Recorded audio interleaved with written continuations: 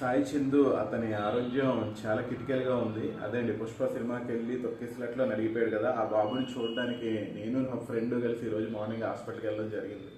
But డాక్టర్లకు ఎంత request చేసినా మమ్మల్ని అయితే లోపలికి పంపించలేదు. ఐ మీన్ బాబుని చూడడానికి. తన కండిషన్ చాలా క్రిటికల్గా ఉందండి. ఎవరు పడితే వాళ్ళు కష్టము, తనకి ఏమన్నా మళ్ళీ సైడ్ ఎఫెక్ట్స్ వచ్చే ఛాన్స్ ఉంది అని చెప్పి డాక్టర్ గారు చెప్పారు. సో వాళ్ళ మనుషులతో అంటే వాళ్ళ ఫాదర్తో కానీ వాళ్ళ మనుషులతో కానీ మాట్లాడడం జరిగింది మేము ఈరోజు. సో వాళ్ళైతే చాలా అంటే చాలా బాధపడుతున్నారు. మీడియా ముందుకు వచ్చి ఏదో మాట్లాడుతున్నారు కానీ వాళ్ళని నిజంగా టచ్ చేస్తే వాళ్ళ రియల్ బాధ అనేది వేరే ఉంది అసలు. సో ఇప్పటికి కూడా 90% ఛాన్సెస్ లేవు ఆ బాబు బతకడానికి అని చెప్తున్నారు. అదైతే చాలా బాధాకరం. ఇంకోటి ఇక్కడ చెప్పుకోవాల్సింది ఏంటంటే, మనం అందరూ లేదంటే మనలాంటి వాళ్ళు మీడియాలోనూ అల్లు అర్జున్ చూడడానికి వెళ్ళలేదు, అల్లు అరవింద్ చూడడానికి వెళ్ళలేదు, సుకుమార్ గారు చూడడానికి వెళ్ళలేదు అని మనం మొత్తుకుంటుంటే తప్పక మనసు ఒప్పకపోయినా మొన్న అల్లు అరవింద్ వెళ్ళాడు, నిన్న సుకుమార్ వెళ్ళాడు, అల్లు అర్జున్ గారు అయితే ఇప్పుడు కూడా వెళ్ళలేదు. ఓకే, వెళ్ళకపోవడం వాళ్ళ ఇష్టము. మళ్ళీ దానికి ఒక రీజన్ చెప్తారు. మేము వెళ్ళి మళ్ళీ అక్కడ కూడా ఏమైనా జరిగితే ఆ కేసులు కూడా మా మీద వస్తాయని భయపడుతున్నాయి కదా, సోది చెప్తారు అనుకోండి, అది వేరే విషయం. కాకపోతే ఏంటంటే టోటల్ వాళ్ళు అల్లు బ్యాచ్ చెప్తుందంతా కూడా బాగుంది, అంతా ఫేకు. ఇప్పటి వరకు ఆ బాబుకి ₹1 కూడా ఇవ్వలేదు. మీడియా ముందుకు వచ్చి 10 లక్షలు సాయం చేస్తాము అని మనకు చెప్పడం జరిగింది. బట్ వాళ్ళ నాన్నగారు వాళ్ళతో మాట్లాడితే ₹1 కూడా ముట్టలేదంట. అల్లు బ్యాచ్ మనుషులు వచ్చేసి 25 లక్షలు కదండి, 10 లక్షలు చెక్ ఇవ్వమని చెప్పారు, ఇస్తాము అని అన్నారండి, అంతే, ఇవ్వలేదు. ఇంకా హాస్పిటల్ ఖర్చులు కూడా మేమే పెట్టుకుంటాం, ఎంతైనా మేమే చూసుకుంటాం అని అల్లు అరవింద్ గారు వీళ్ళందరూ చెప్పడం జరిగింది. బట్ అది కూడా ఫేక్ అంట. మనం పెట్టుకుంటున్నాం అండి, మనం ప్రజలు పబ్లిక్ మనం పెట్టుకుంటున్నాం. అంటే మన తెలంగాణ గవర్నమెంట్, మన రేవంత్ రెడ్డి గారు, సీఎం రేవంత్ రెడ్డి గారు ఖర్చు పెడుతున్నారు. ఎక్కడి నుంచి ఖర్చు పెడతారు? ఆయన జేబుల్లోంచి అయితే ఖర్చు పెట్టరు కదా. మనం ఇచ్చిన డబ్బులు, మనం కట్టిన ట్యాక్స్, వాటిలోంచి ఖర్చు పెడుతున్నారు.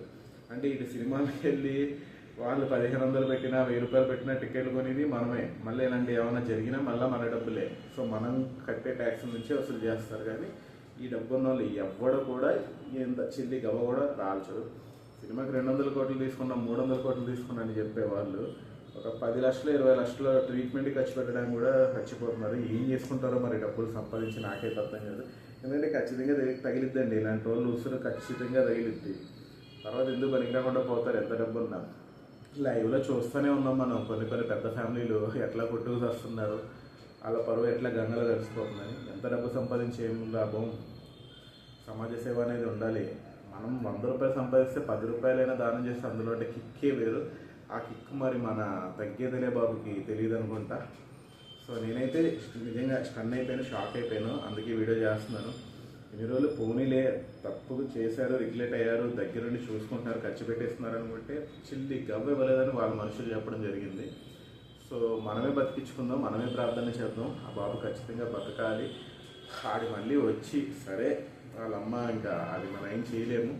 సో వాడు మళ్ళీ వచ్చి మళ్ళీ ఇంతకుముందులా తిరుగుతూ జీవితంలో పెద్ద పొజిషన్కి రావాలని అయితే నేనైతే కోరుకుంటున్నాను. నాలాగే మీరు కూడా ఆ బాబు బతకాలని అయితే ప్రార్థన చేయండి. సో ఎందుకంటే నేను లైవ్లో చూశాను కాబట్టి కొంచెం బాగా అనేది గుండెలోంచి పోవట్లేదు. వాళ్ళ ఇప్పుడు ఆన్ ది స్పాట్ ఏదైనా అయితే ఇంకా ఆ రోజు తీసుకుంటారండి. మనం బతకాలి అని చెప్పేసి మనం అలా ఎదురు చూస్తున్నప్పుడు ఏదైనా జరిగితే అది తీసుకోవడం చాలా కష్టమైంది మనసుకి. సో అది జరగకూడదని అందరం కోరుకుందాము. వీలైనంత వరకు మనమే సాయం చేద్దాం. ఏముందండి, ఎన్నో లక్షల ట్యాక్సులు కడుతున్నాం, అందులో ఇది ఒకటి, అంతే, అంతకుమించి ఏం లేదు. సో అదండి మ్యాటరు. మీరందరూ కూడా బాబు బతకాలి, బాగుండాలని ప్రార్థన చేయండి. వీడియో నచ్చితే లైక్ చేసి షేర్ చేయండి. తెలుసు కదా, నా పేరు కింగ్ సతీష్. ఉంటాయని బాబాయ్.